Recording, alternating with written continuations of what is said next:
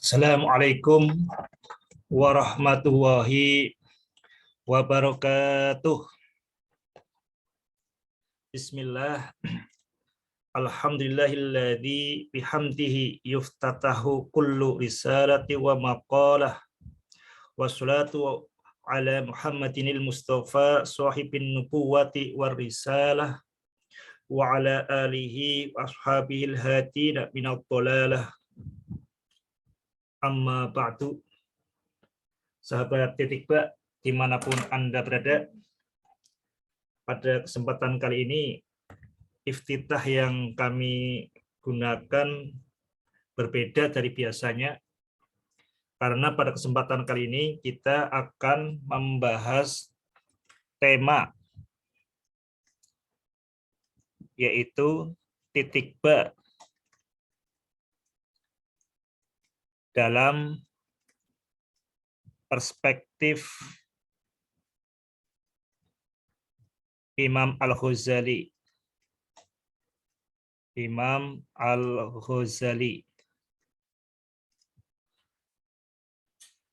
Imam Al-Ghazali seorang ulama besar yang mendapat gelar Hujjatul Islam. Terlalu luas kalau kita kemudian menggunakan atau mendalami seluruh pemikiran dari Imam Al-Ghazali. Bukan sekadar terlalu luas, bahkan sepertinya mustahil. Maka pada kesempatan kali ini kita batasi yang dimaksud dengan perspektif Imam Al-Ghazali itu apa. Kita batasi hanya pada apa yang beliau tulis dalam kitab Munqidh Minadh Dhalal.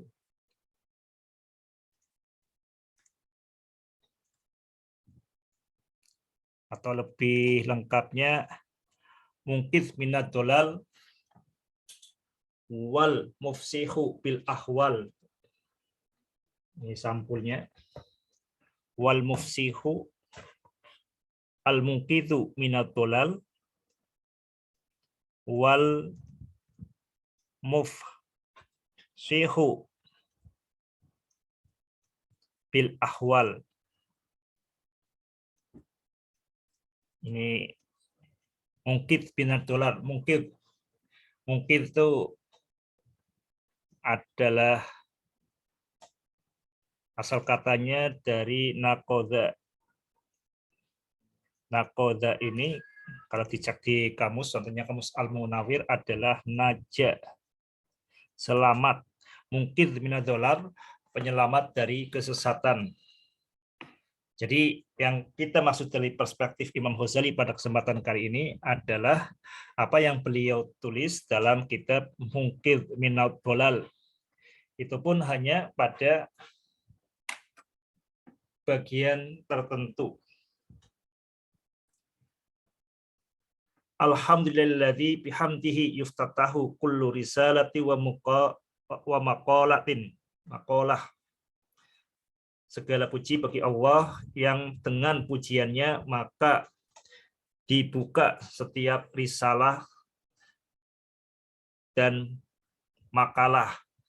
Wassalatu wassalamu wassalatu ala Muhammadinil Mustafa sahibin nubuwati warisalah, dan salawat semoga tercurah kepada baginda Nabi Muhammad Al-Mustafa yang diberi mengemban tugas kenabian dan kerasulan, wala alihi washabi al-hadina minadh dhalalah. Sahabat Titik Ba, dimanapun Anda berada,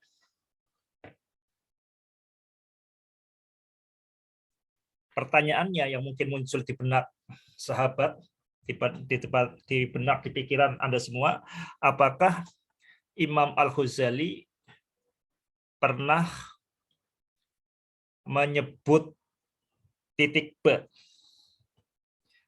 Apakah Imam Al-Ghazali pernah mengulas titik ba? Sampai sejauh ini, sependek pengetahuan saya, belum pernah membaca atau mendengar bahwa Imam Al-Ghazali itu membahas titik ba. Jadi apa yang dimaksud dengan perspektif Imam Al-Ghazali jika kemudian ternyata Imam Al-Ghazali itu tidak pernah membahas titik ba?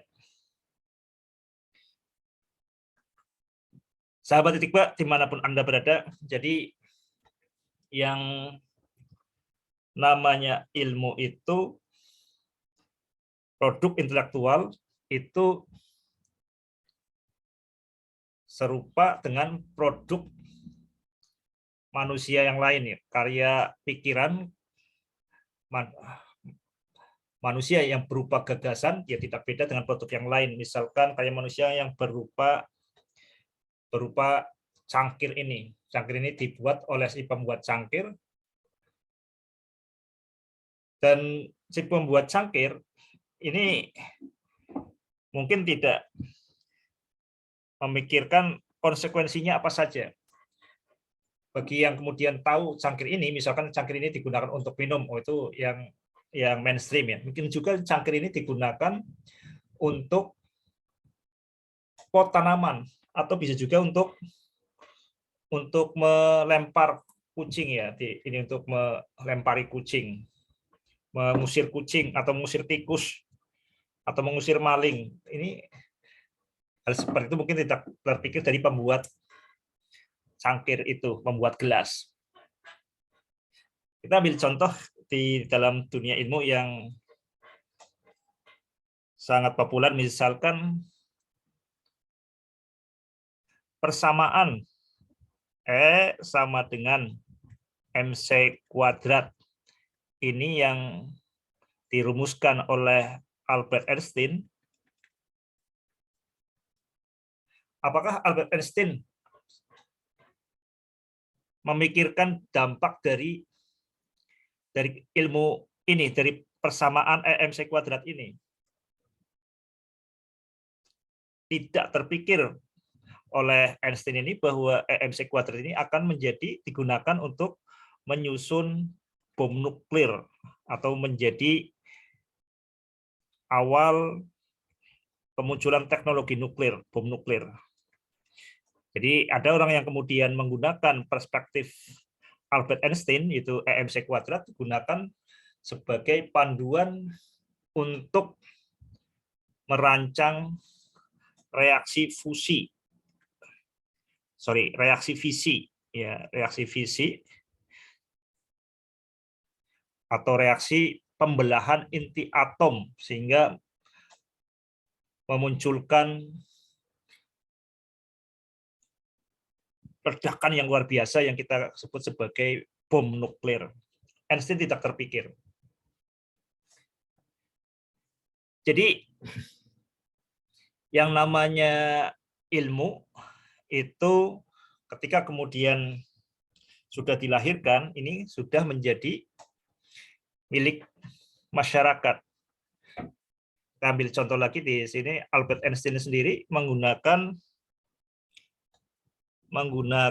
karya dari Max Planck, bahwa yang namanya energi itu bisa dipotong-potong. Ya, ini Max Planck. Ini kemudian digunakan oleh Einstein untuk memahami efek fotolistrik, ya. Ini jadi efek fotolistrik itu contoh sederhana, itu yang lampu yang digerakkan baterainya baterai cahaya, ya, baterai cahaya. Ini menggunakan perspektif Max Planck. E sama dengan HF ini. Padahal Max Planck sendiri itu tidak setuju dengan cara penggunaan dari Einstein.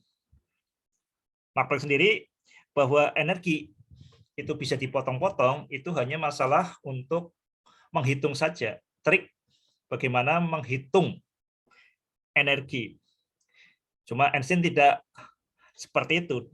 Einstein menggunakan Max Planck sama dengan HF ini bukan semata-mata masalah berhitung, tapi memang secara fisis, secara material, secara bentuk nyatanya ya energi itu memang bisa dipotong-potong. Jadi Albert Einstein menggunakan perspektif Max Planck untuk memahami efek fotolistrik. Sahabat titik bak, dimanapun Anda berada, jadi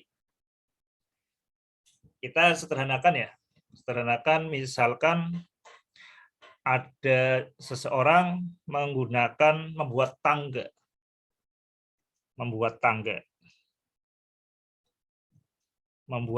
di sini, misalkan tangga bambu. Ini bayangkan tangga bambu ini dibuat oleh Imam Al-Ghazali. Imam Al-Ghazali membuat pemikirannya, kita bayangkan umpamakan sebagai tangga bambu. Tangga bambu ini, perspektif Imam Al-Ghazali ini kita gunakan untuk memetik buah titik B. Ya, jadi misalkan di sini untuk pohon kelapa kita umpamakan sebagai titik B. Jadi menggunakan tangga yang diciptakan oleh Imam Al-Ghazali untuk memetik titik B. Itu yang kita maksud di sini, titik B dalam perspektif Imam Al-Ghazali. Mudah-mudahan dalam poin ini kita bisa bersepakat, kita bisa memulai, ya, sehingga dengan bersepakat kita bisa memulai bahasan berikutnya. Sahabat titik B, dimanapun Anda berada, mengapa kita kemudian perlu membahas Imam Al-Ghazali? Kita tahu Imam Al-Ghazali itu pengaruhnya luar biasa. Ini kita sering menganggap bahwa Imam Al-Ghazali ini yang bolak-balik sering kita dengar, Imam Al-Ghazali itu sebagai biang kemunduran umat Islam. Ini sering kita mendengar seperti itu. Jadi kemunduran umat Islam, terutama dalam sains dan teknologi, ini sering dianggap antara lain dipengaruhi oleh karya-karya Imam Al-Ghazali. Kita di sini saya tidak bersepakat dengan pendapat itu. Justru kita tahu bahwa Imam Al-Ghazali ini yang akan kita bahas di sini, Imam Al-Ghazali ini kita bisa melihat pengaruhnya, ya. Imam Al-Ghazali ini melalui kitab yang barusan tadi kita sebut, Al-Munqitu Minad Dolal,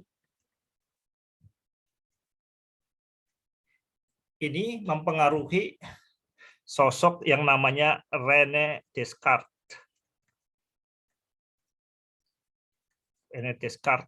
Jadi René Descartes ini hidupnya jauh setelah Imam Al-Ghazali. Kita tahu ini René Descartes ini seorang matematikawan, filsuf dari Prancis yang selama sekitar 20 tahun berkarya di Belanda. Ini hidup tahun 1596 sampai 1650. Bisa kita bandingkan dengan Imam Ghazali yang hidup tahun 1056, 58 sampai 1111 ya, 1111. Ini fase yang panjang, berselisih sekitar setengah milenium, 500 abad.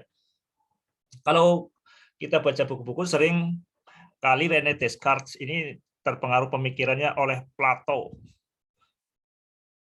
Kemudian langsung ke René Descartes. Ya wajar kalau kemudian yang menulis itu orang-orang Barat. Padahal kita tahu orang-orang Barat itu mengenal pemikiran Yunani itu melalui peradaban Islam. Dan Munqidh Minad Dolal ini mirip sekali dengan karya René Descartes yang disimpulkan dengan kata-kata cogito ergo sum. Saya berpikir maka saya ada. Nah, dari René Descartes ini, kemudian kita tahu ini mempengaruhi Isaac Newton. Nah, dari 3 sosok ini saja, kita sudah jelas betapa besar pengaruh dari Imam Al-Ghazali. Jadi, René Descartes ini kita anggap sebagai ini bapak filsafat modern.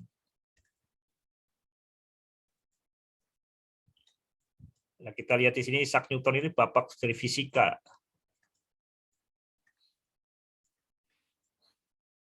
Ini hidup 1642 1727.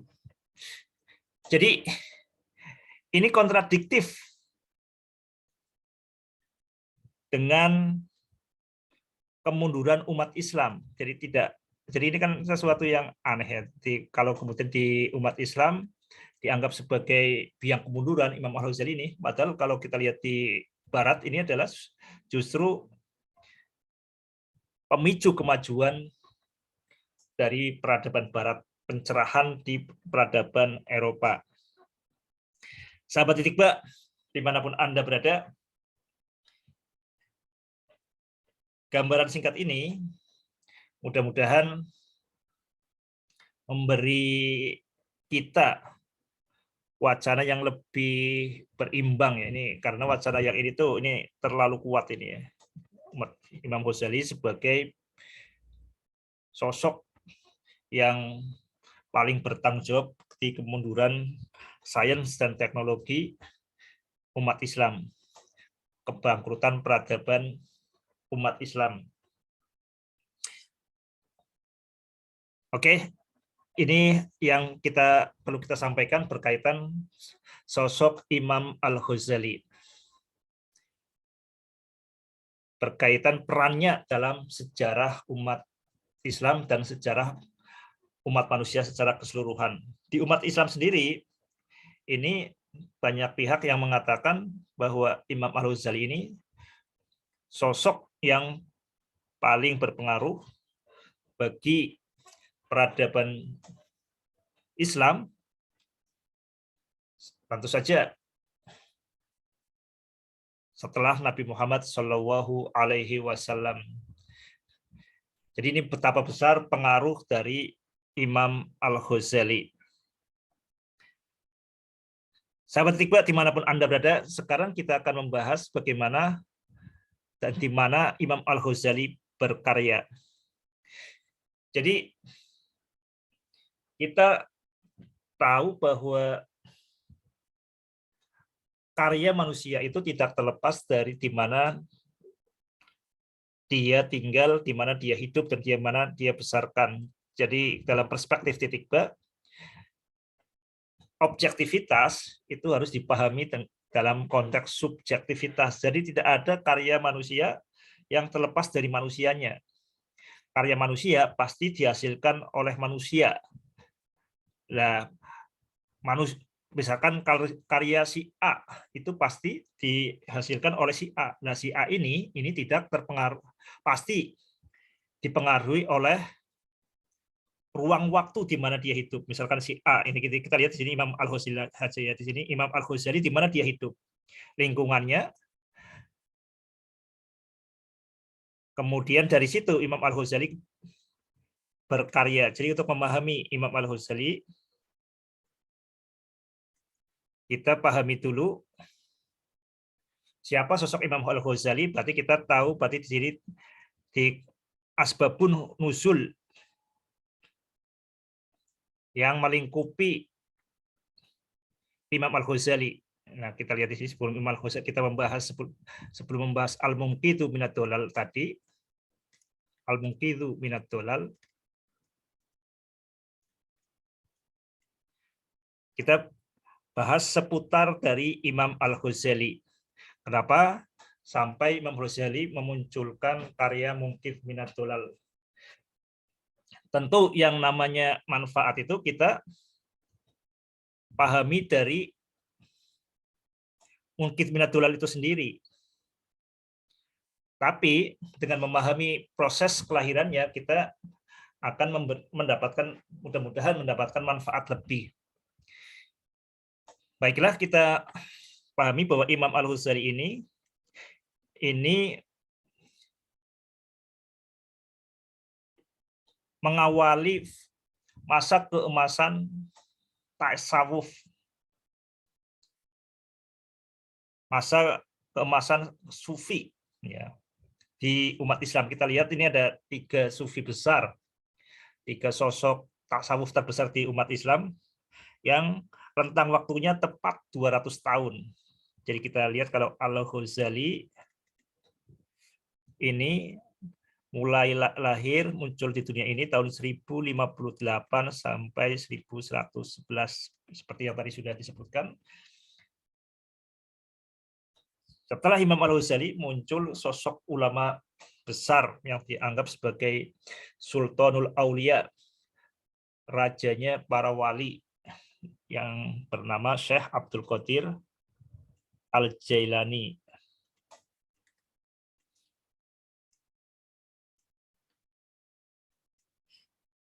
Ajaran Syekh Abdul Qadir Al-Jailani ini ya sangat dipengaruhi oleh karya-karya Imam Al-Ghazali. Setelah Syekh Abdul Qadir Al-Jailani, muncul sosok tasawuf yang kontroversial ya, bagi sebagian orang yang kita kenal sebagai Muhyiddin Ibnu Arabi.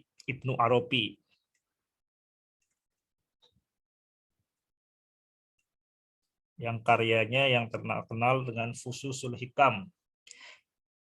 Setelah itu pendiri Torekot yang sangat terkenal Sadaliyah, Syekh Abdul Hasan As-Sadili.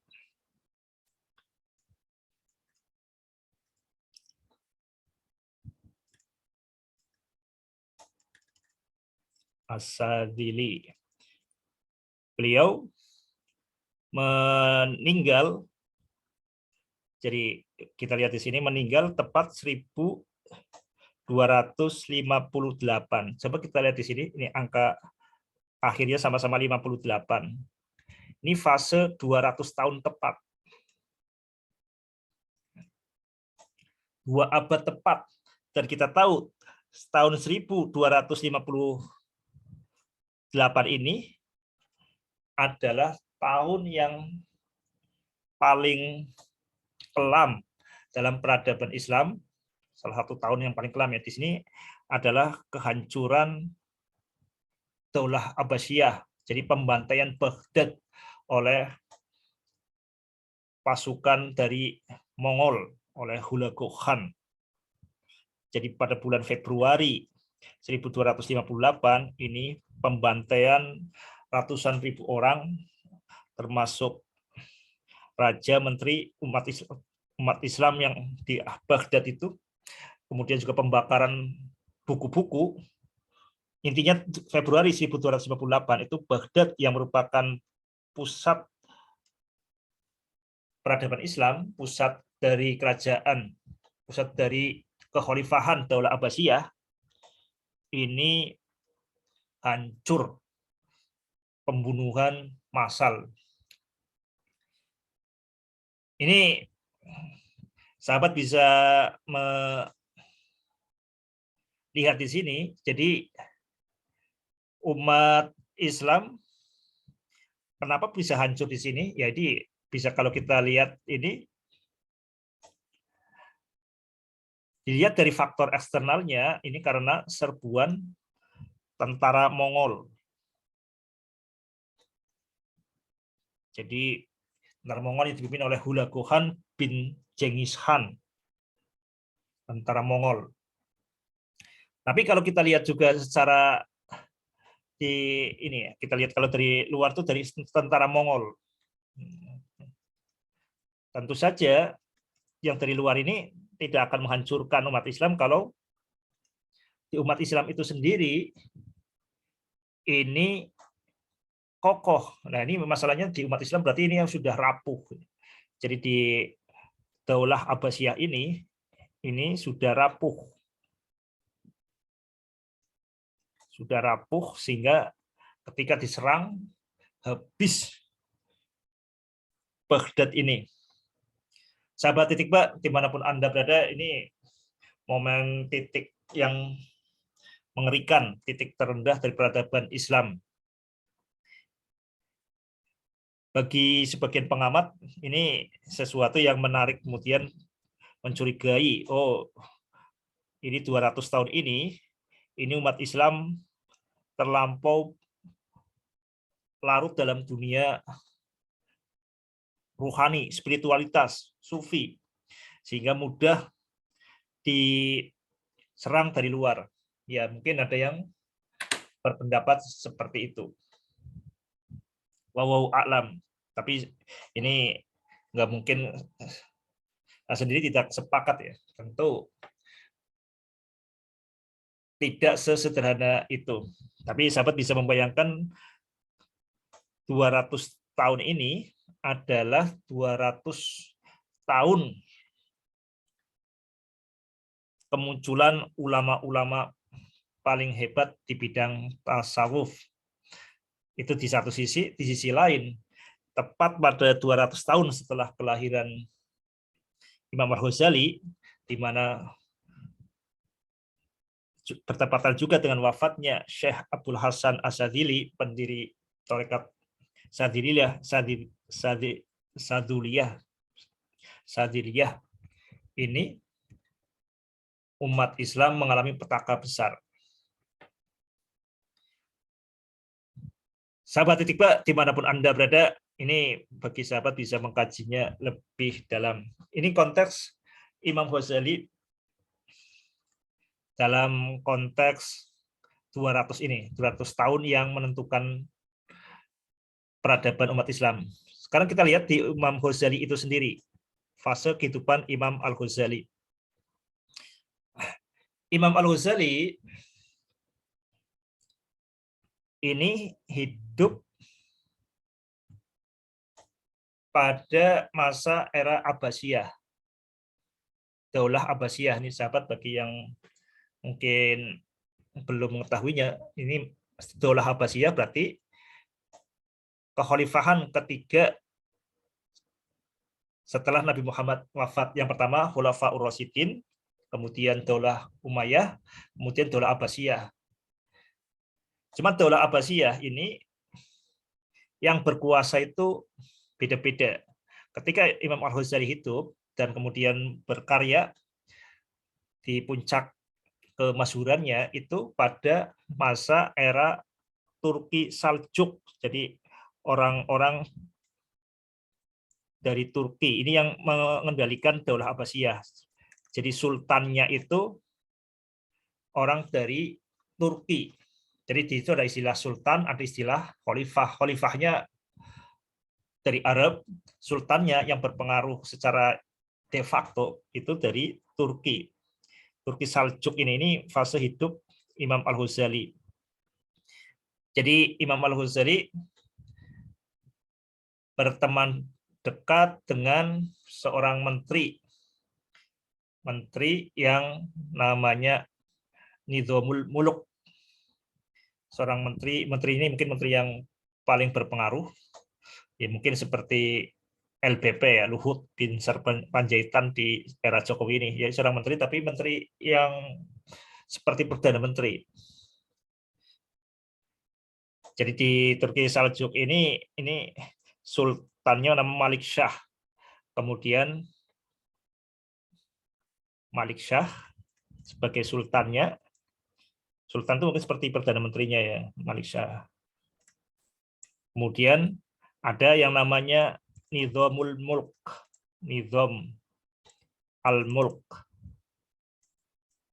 Nah ini adalah Nizamul Mulk ini adalah teman dekatnya Al-Ghazali. Bahkan kemudian Nizamul Mulk ini membuat madrasah namanya Madrasah Nizamiyah, dan Imam Al-Ghazali itu menjadi guru besar di sana. Jadi ini teman dekat dari Imam Al-Ghazali itu namanya Nizamul Mulk. Di Al-Ghazali di sini.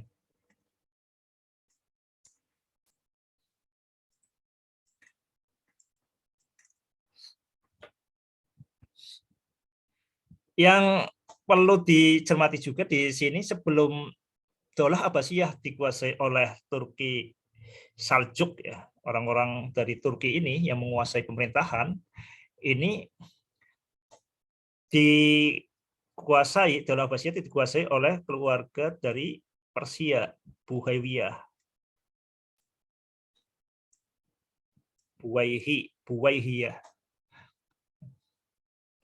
Buwaihiyah, ya. Jadi keluarga Buwaihiyah.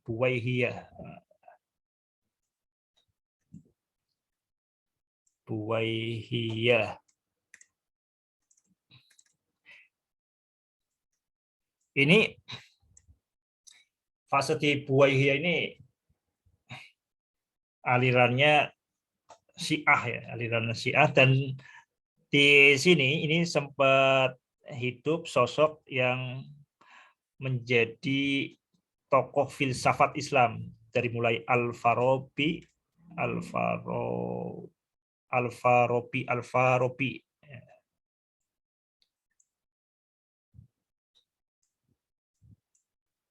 maupun sosok filsuf juga, sosok Dr.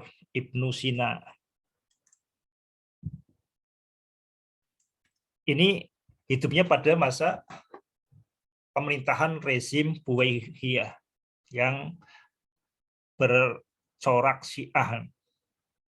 Ini pada zaman sebelumnya. Yang sezaman dengan Imam Al-Ghazali, ini kalau di sini kan berarti di Baghdad, ya, ini pusatnya di Baghdad, Daulah Abbasiyah. Ini ada di tempat lain itu di Tunisia, kemudian berpindah ke Kairo, Mesir, itu ada kekhalifahan lain, yaitu Daulah Fatimiyah. Daulah Fatimiyah di Kairo. Di Daulah Fatimiyah ini muncul juga sosok-sosok ilmuwan yang kita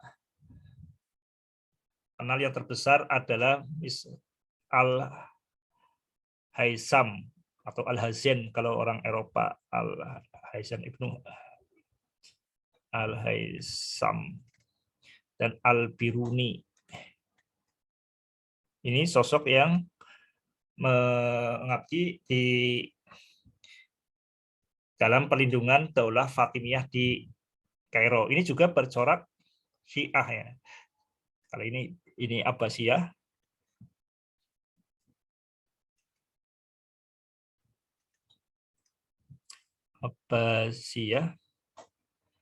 Ini Daulah yang beda. Dan di sini yang namanya Al-Haisam dan Al-Biruni ini hidup satu zaman dengan Ibnu Sina. Ini puncak keemasan science tech umat Islam itu di zaman ini, ya. Tiga sosok ini hidupnya satu zaman. Jadi Al-Biruni, Ibnu Haisam, Al-Hazin,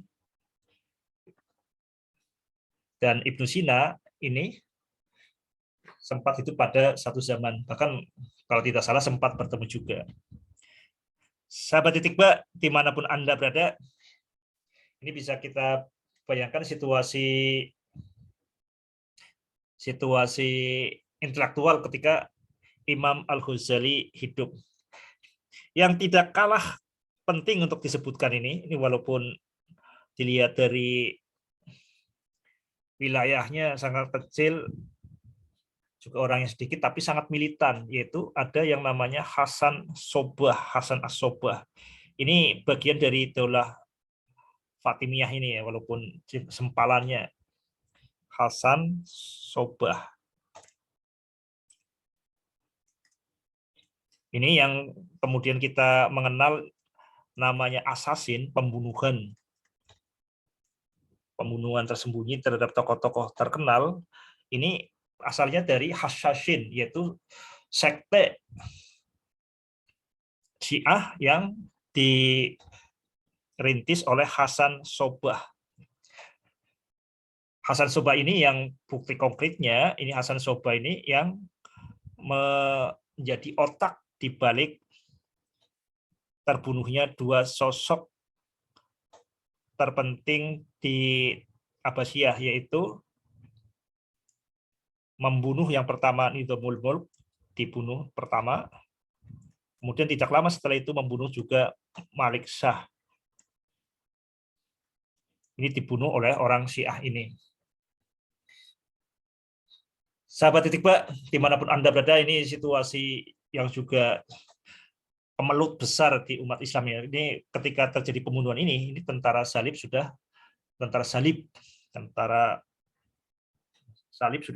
mulai digerakkan oleh Paus Urban untuk melawan umat Islam. Ini situasi seperti ini. Imam Ghazali itu berkarya, hidupnya tentu saja tidak bisa tidak ini dipengaruhi oleh situasi demikian, situasi yang hiruk pikuk di tengah peradaban umat Islam. Dan di sini ada tantangan umat Islam menghadapi sekte ekstremis Hasan Sobah, sekte Hasyashin, dan juga menghadapi tentara salib. Sahabat Titik Ba, dimanapun Anda berada, kita tahu nanti Imam Al-Ghazali ini mengkritisi filosof, terutama di sini Al-Farabi dan Ibnu Sina. Ini yang salah satu target kritikannya Imam Al-Ghazali, sehingga kemudian Imam Al-Ghazali menulis kitab Tahafut Falasifah. Tahafut Al-Falasifah, kerancuan filsafat. Ini terutama sasarannya adalah Al-Farabi dan Ibnu Sina ini. Juga Al-Ghazali ini juga mengkritisi ini yang berkembang di kalangan Syiah, yaitu berkaitan dengan tafsir batiniyah. Jadi kaum batiniyah ini menganggap bahwa Al-Quran itu memiliki makna-makna batin, tafsir batiniyah. Bedakan tafsir batiniyah dengan tafsir isyari. Jadi tafsir itu ada tafsir yang biriwayah, ada tafsir birro'yi, tafsir dengan riwayat, tafsir dengan akal, tafsir dengan isyarat. Nah, ini ada tafsir yang keempat, ini tafsir batiniyah, ini yang juga mendapat kritikan dari Imam Al-Ghazali.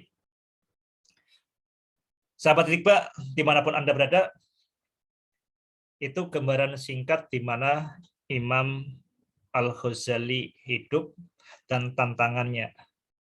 Sekarang kita akan masuk berkaitan dengan perspektif Imam Ghazali untuk memahami Titik Ba. Agar lebih jelas, kita akan mulai dari gambaran umum dari Titik Ba. Jadi Titik Ba itu adalah bagaimana kita membaca ayat-ayat Allah. Kita tahu ayat-ayat Allah itu ada 3. Kita lihat di sini.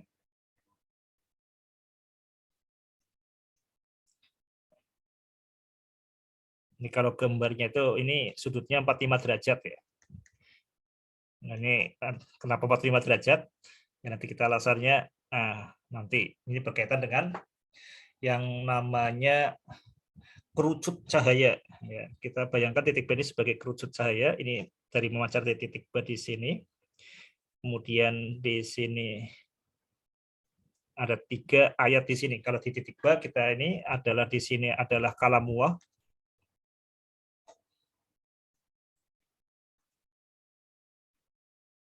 Instruksi dari Allah, ilmunya Allah.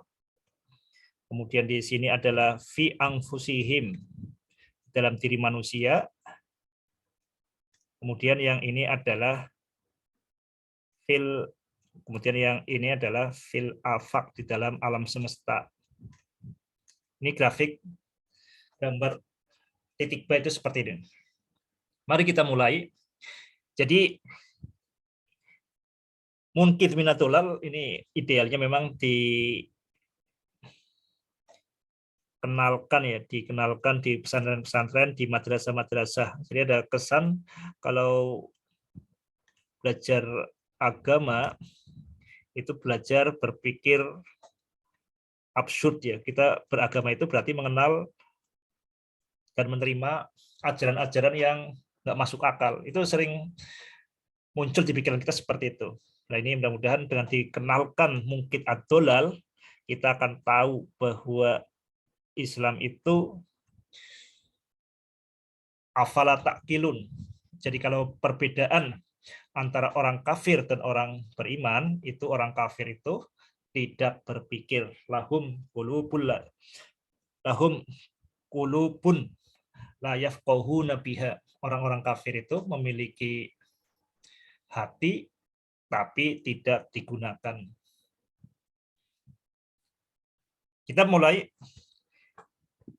bagaimana Imam Al-Ghazali itu melakukan petualangan intelektual untuk menemukan ilmu yang benar-benar yakin, atau dalam bahasanya Imam Al-Ghazali yang disebut sebagai ilmu yakin adalah walladzi yang kashifu fihil ma'lumu inkishafan la yabqa ma'ahu raibun. Jadi ilmu yakin yang ini Imam Al-Ghazali itu dalam mungkin ad-dolal ini berusaha ingin mendapatkan atau menemukan ilmu yakin itu apa. Al ilmul yakini.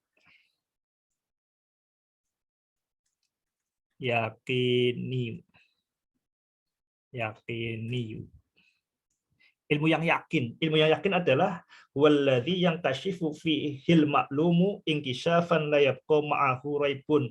Ilmu yang menyingkap.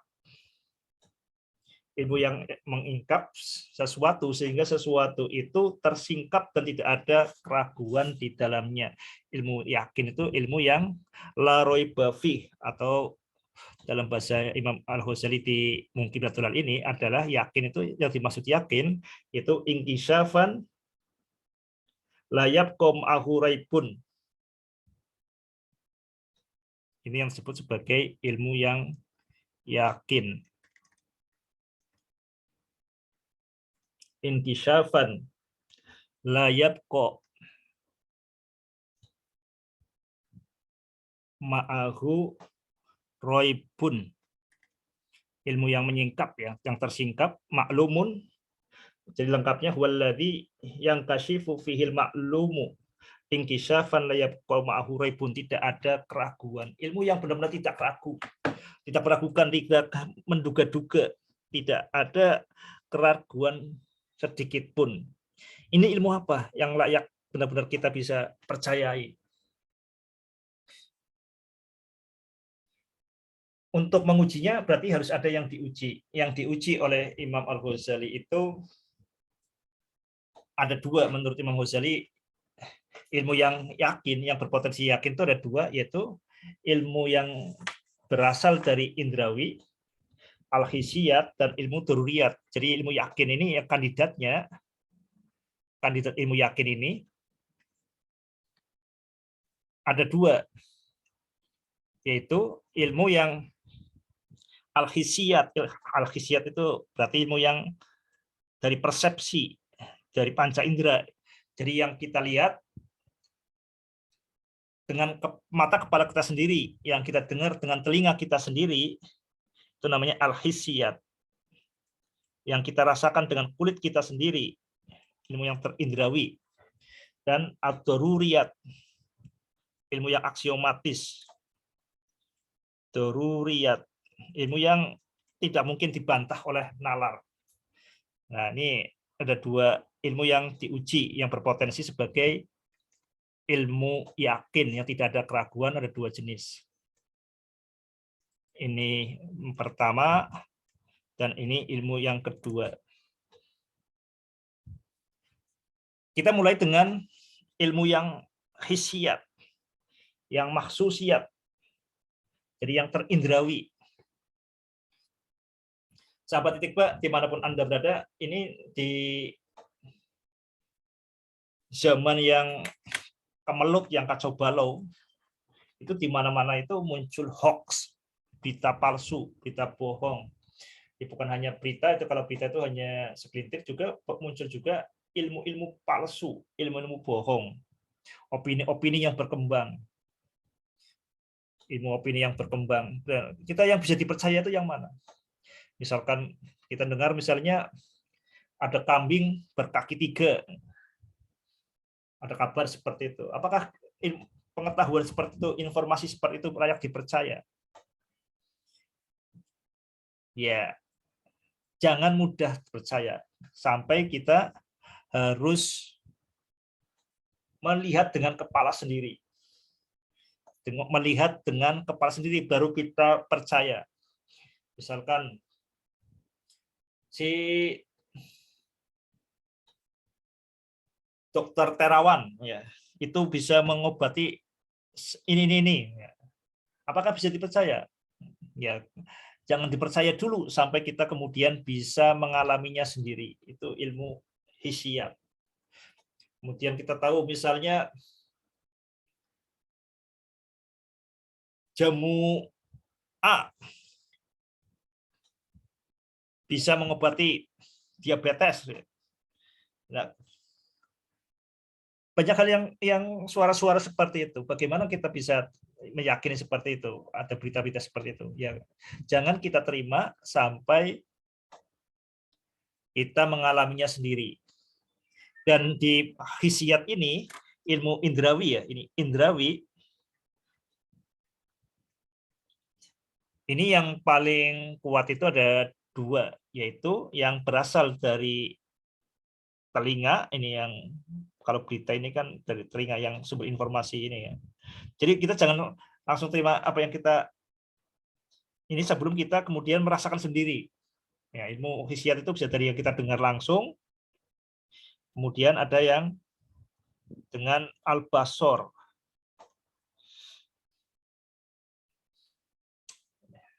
Di antara hisiat atau ilmu indrawi yang ada, yang paling dipercaya itu adalah yang dari al-basor, dari mata.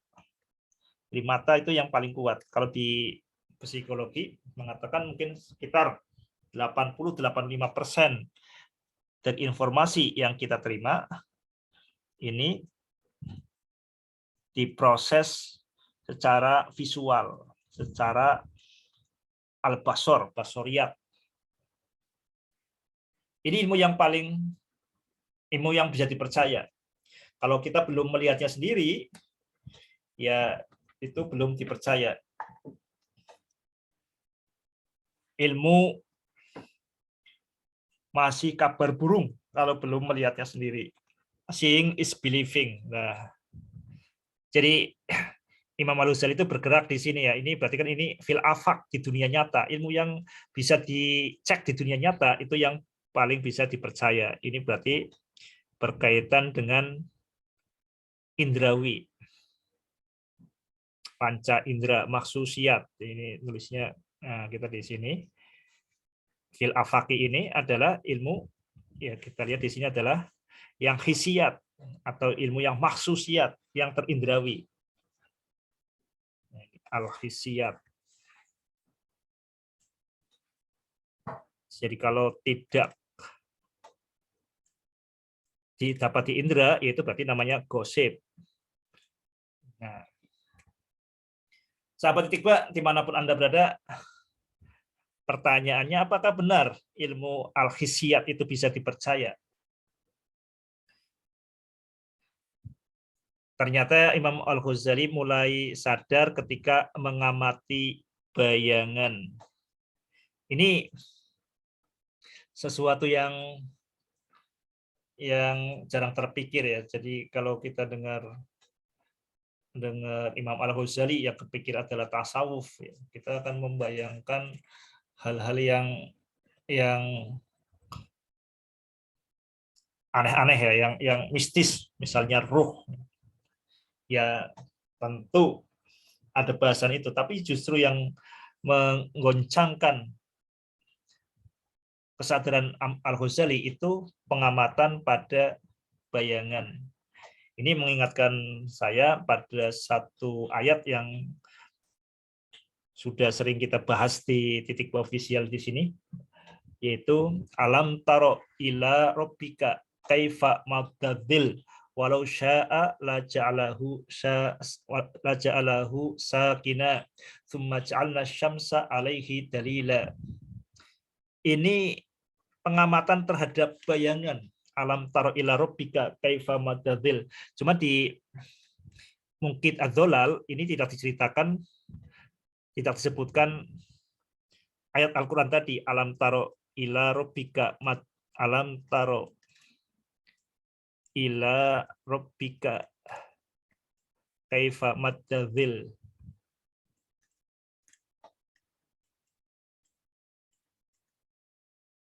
Tidak disebutkan di mungkin adzolal, tapi dugaan saya ya, karena seorang muslim, apalagi seorang sampai selevel Hujjatul Islam Abu Hamid Muhammad bin Muhammad Al-Ghazali, ini ya tidak mungkin tidak terinspirasi oleh Al-Quran, pasti terinspirasi oleh Al-Quran. Jadi kita bisa mengasumsikan ya, menganggap bahwa pengamatan pada bayangan yang dilakukan oleh Al-Ghazali ini terinspirasi oleh ayat ini. Alam taro ila rabbika kaifa madadil walau syaa la ja'alahu sakina thumma ja'alna syamsa alaihi dalila. Ini ayat yang luar biasa ya. Jadi ini kita bisa bahas ini bisa berhari-hari bahkan berbulan-bulan berkaitan dengan ayat ini. Di sini tapi kita akan kaitkan dengan kisah Imam Al-Ghazali saja. Jadi ini Imam Al-Ghazali ketika kemudian mengamati bayangan, Imam Ghazali mulai meragukan ilmu yang merupakan hasil dari penglihatannya, dari panca inderanya. Jadi meragukan ilmu yang mahsusiyat, ilmu yang hissiyat. Imam Al-Ghazali mengatakan, aina min aina sikotu. Bagaimana, dari mana sikotu itu keterandalan, dapat dipercaya, bil mahsusati. Bagaimana bisa, dari mana bisa percaya bil mahsusati? Bagaimana bisa dipercaya ilmu mahsusat, ilmu yang didapat dengan panca indera? Wa aqwaha, padahal yang paling kuat adalah hasatul basor, adalah indera hasatul basor. Bagaimana bisa dipercaya ilmu yang indera, padahal yang terkuat adalah indera penglihatan. Buktinya bagaimana? Wahya tangzuru ila dhilli fatarahu waqifan ghairu mutaharrikin. Jadi basor ini, mata ini, kita lihat di sini, mata ini melihat bayangan, wahya tangzuru ila dhilli, melihat bayangan, dan dilihatnya waqifan, diam, tidak bergerak. Waqifan, diam, ghairu mutaharrikin, tidak bergerak. Jadi kalau kita lihat bayangan, misalkan kita lihat di sini tongkat, kemudian melihat bayangan, kita lihat bayangan kita, coba diperhatikan, kalau nanti mudah-mudahan bisa langsung dipraktekkan ya, kalau melihat bayangan, ya bayangannya Anda sendiri. Bayangan itu ada di mana-mana. Kita lihat bayangan di sini, ini bayangannya. Ini menurut mata yang melihat ini tetap waqifan ghairu mutaharrikin. Jadi yang namanya bayangan ini, dhil, ini adalah waqifan, ghairu mutaharrikin, tidak bergerak. Ini menurut mata, maksusiyat ini. Mata ini mata al-basor ini melihat bayangan itu diam saja. Kalau kita mengandalkan mata, ya kita akan percaya bahwa ini diam saja. Tapi apa yang terjadi? Jadi kita akan terjadi summa bitajribati wal musyahadati pada saatin tu'rafu annahu mutaharrikun. Tapi setelah dengan percobaan atau penyaksian observasi setelah beberapa waktu, ternyata ini bertambah panjang. Misalkan tadinya di titik 1 ini menjadi di titik 2 di sini. Jadi bertambah panjang. Tadinya di sini, ujungnya di sini menjadi di sini. Padahal ketika sekali kita lihat itu kan hanya di titik ini. Diam saja, tapi kok di tempat lain, tapi setelah beberapa waktu, misalkan setelah 10 menit, setelah 20 menit, ini ada perubahan panjang, di sini. Ada delta L, perubahan panjang. Bagaimana ini? Ya, kita yakin tidak mungkin bahwa bayangan ini diam. Nah, mungkin kalau diam kemudian panjangnya jadi berubah.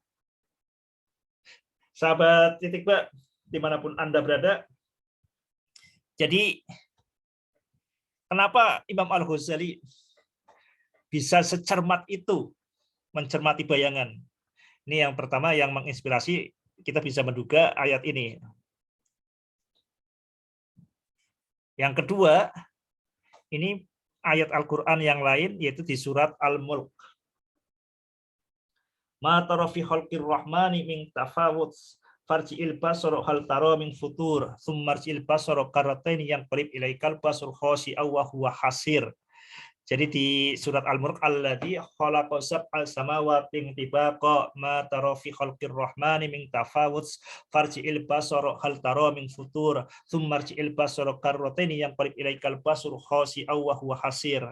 Di surat Al-Mulk ya, di situ kata-kata al-basar itu disebutkan berulang-ulang.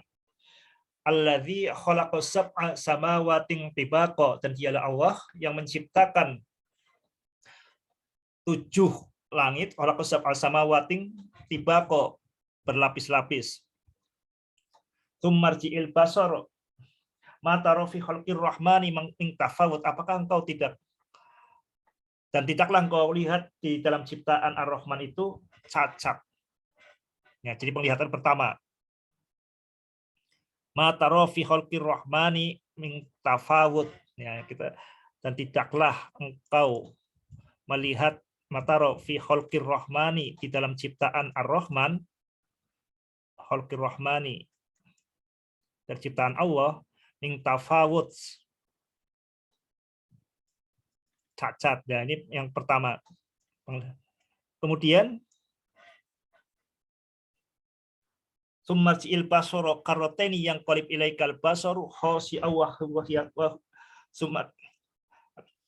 summarji'il basara karrataini, ya. Kemudian lihat lagi summarji'il basara karrataini 2 kali. Summarji'il basara karrataini yang qarib ilaikal basaru khasi'aw wa huwa hasir. Lihat lagi, periksa lagi. Nah, diperiksa lagi. Diperiksa lagi. Hal taro min futur, apakah ada cacat dalam penciptaan Allah? Hal taro min futur, apakah ada ketidakkonsistenan dalam ciptaan Allah di sini? Sumarji'il basar karratin yang qarib ilaikal basaru khasi'aw wa huwa hasir, sampai lelah pun ya. Sampai lelah pun kamu tidak akan mendapatkan bahwa ciptaan Allah itu tidak konsisten. Sampai hasir. Nah, jadi ini melihat itu jangan hanya 1 kali. Kalau melihat hanya 1 kali, ya tidak meyakinkan, ini bisa terjebak. Di Al-Quran itu ini diperintahkan ini untuk mata itu berulang-ulang melihat. Ini dua ayat ini kita bisa gunakan sebagai dalil ya bagi kita untuk benar-benar mencermati bayangan. Ini Imam Al-Ghazali tidak disebutkan terinspirasi dua ayat ini, tapi dugaan kuat ya, karena pasti Imam Al-Ghazali ini, Hujatul Islam Imam Al-Ghazali ini pasti terinspirasi oleh Al-Quran. Oke, kita kembali ke sini. Apakah bayangan ini diam seperti yang dilihat oleh mata, ataukah bayangan ini bergerak berdasarkan kesimpulan setelah kita menggunakan mata berulang kali? Jadi kalau di dalam bahasanya Imam Al-Ghazali ini kita tahu ini setelah kita melakukan percobaan. Jadi summa bitajribati, dengan tajribah. Tajribah itu eksperimen. Di Gontor itu ada kelas namanya kelas tajrib. Kelas eksperimen. Tajrib, ya, tajrib.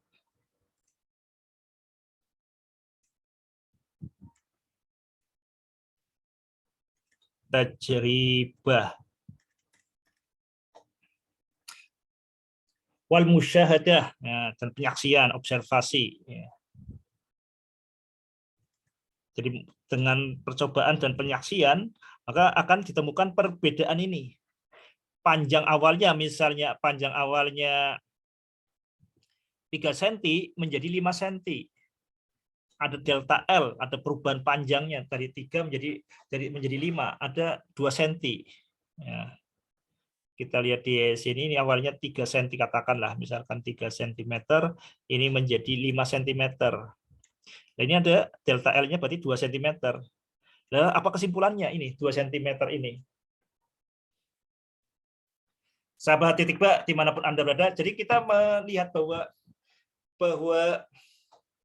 bayangan ini bergerak, ini bukan penglihatan oleh mata, tapi penglihatan oleh akal. Kalau kita bisa lihat, kita gunakan istilahnya Imam Al-Ghazali, itu di sini ada pertentangan. Jadi kalau berdasarkan hasatul basor, jadi di sini wahiyat tangzuru ila dhilli fatarahu waqifan ghair mutaharikin wa tahkubu binafyil harokah. Jadi kalau dengan basor, tadi penglihatan dengan mata, ini adalah nafyul harokah, jadi tidak ada pergerakan.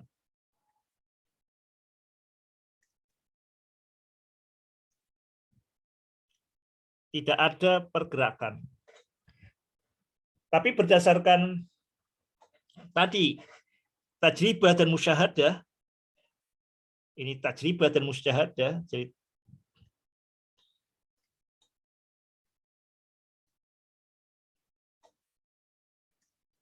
tajribah dan musyahadah ini justru ini nggak mungkin. Di sini berdasarkan tajribah dan musyahadah ini ada pertambahan panjang, annahu mutaharikun. Tapi disimpulkan juga pertambahan panjangnya ini berarti bal ala tadriji darrotan. Jadi pertambahan panjangnya itu bertahap. Jadi di wa annahu lam yataharrak daf'atan baghtatan, tidak sekaligus pertambahan panjangnya, bal ala tadriji darrotan. Jadi di sini jelas ada di sini pertambahan panjang. Annahu muharrikun, jadi sungguh-sungguh ada bergerak. Annahu muharrikun. Sungguh bayangan itu annahu mutaharrikun, sungguh bayangan itu bergerak. Ini menurut mata tidak ada pergerakan. Menurut percobaan dan penyaksian ini benar-benar bergerak karena ada pertambahan panjang, pasti ada bergerak. Ini mana yang bisa dipercaya? Ini kalau kita simpulkan, yang ini adalah maksusiat atau al-hisiyat yang atau pengetahuan yang berdasarkan indrawi, ataukah yang dipercaya adalah ini? Kita menyimpulkan ini bukan indrawi, tapi terutama adalah akliyat. Ini adalah akliyat berdasarkan akal. Mana yang lebih dipercaya? Tentu saja yang benar adalah ini, bukan ini. Sahabat Etikba, dimanapun Anda berada, jadi di sini sangat meyakinkan bahwa yang lebih dipercaya adalah akliyat. Dengan akal, kita bisa menyimpulkan nggak mungkin yang namanya ada dan tidak ada itu bisa bergabung. Atau di sini dalam bahasanya Imam Al-Ghazali, wan nafyu wal isbatu la yastami'ani fi il wahidi fi halatin wahidah. Tidak mungkin yang namanya ada, penolakan dan penguatan, penolakan bahwa tidak ada pergerakan, tapi penguatan bahwa ada pergerakan, itu tidak mungkin bersatu dalam satu hal. Itu pikiran akal kita, nggak mungkin yang namanya maujudan dengan makduman, yang maujud yang ada dengan tidak ada itu nggak mungkin berada dalam satu hal. Ini adalah penglihatan akal. Penglihatan akal ini bisa lebih dipercaya. Jadi di sini ini yang sesuatu yang tidak secara lugas, tapi kita bisa lihat di sini. Kenapa contohnya itu adalah bayangan adzil. Jadi bayangan itu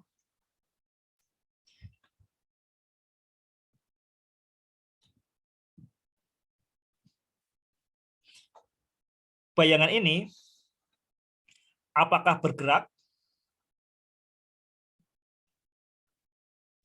Nafyun. Apakah tidak bergerak? Nafyun. Ya. Ataukah di sini tuh benar-benar bergerak? Isbatun. Nah, ini dua hal yang tidak mungkin bertemu berdasarkan akal. Jadi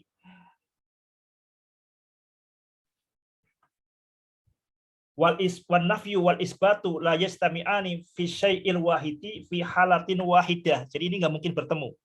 Pertama, ini nggak mungkin bertemu. Karena nggak mungkin bertemu, berarti harus memilih.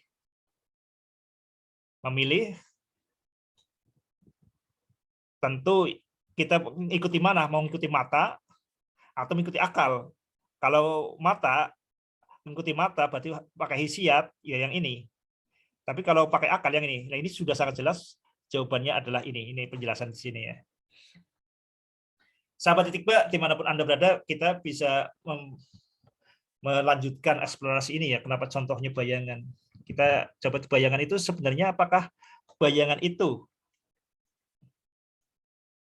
Nah, kita bisa di sini kalau berdasarkan contoh dari Imam Ghazali, ini bayangan ini apakah sesuatu yang ada ataukah yang tidak ada? Maujudan ataukah makduman? Apakah tidak ada? Jadi bayangan itu sesuatu yang ada atau tidak ada? Maujudan atau makduman. Ini nggak mungkin, karena nggak mungkin yang namanya ada itu dan tidak ada itu bergabung. Sahabat Etikba, dimanapun Anda berada, jadi kalau dalam perspektif Etikba, yang namanya bayangan itu sejatinya tidak ada. Keberadaan bayangan itu untuk menegaskan bahwa dirinya tidak ada. Seperti titik ba. Kita lihat titik ba. Titik ba ini tidak ada zaman Rasul. Tapi karena tidak ada pada zaman Rasul tuh ya orang tidak memikirkan titik ba itu sejatinya nggak ada. Baru karena titik ba kemudian ditulis di mushaf, maka menjadi terindra. Tapi kalau kita menggunakan pikiran kita bahwa pada zaman Rasulullah itu tidak ada titik ba, maka kita meyakini bahwa titik ba ini seperti bayangan. Ini sejatinya itu tidak ada. Jadi titik ba ini seperti bayangan, sejatinya tidak ada. Tapi supaya bisa dipikirkan, ya dimunculkan di otak. Ini terindra. Kalau terindra ini ada. Tapi kalau kita menggunakan otak, pikiran kita memahami sejarah, kita yakin bahwa titik ba itu tidak ada. Sahabat titik ba, dimanapun Anda berada, mari kita ikuti lagi perjalanan intelektual dari Imam Al-Ghazali.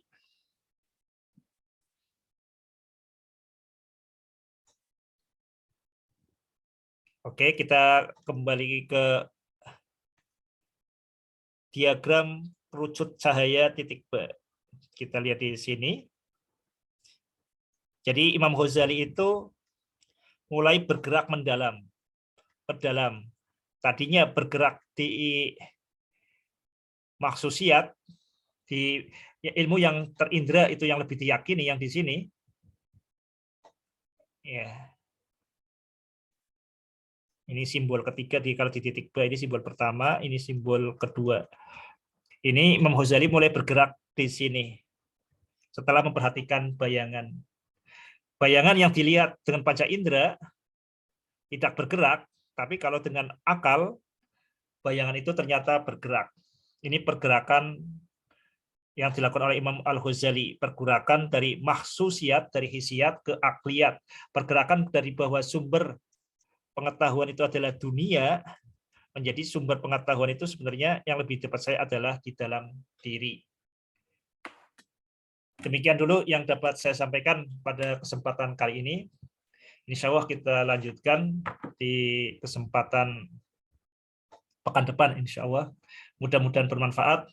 Ya ayyuhalladzina amanu taqullaha wa qulu qawlan sadida yuslih lakum a'malakum wa yaghfir lakum dzunubakum wa may yutillaha wa rasulahu faqad faza fawzan 'azima. Wassalamualaikum warahmatullahi wabarakatuh.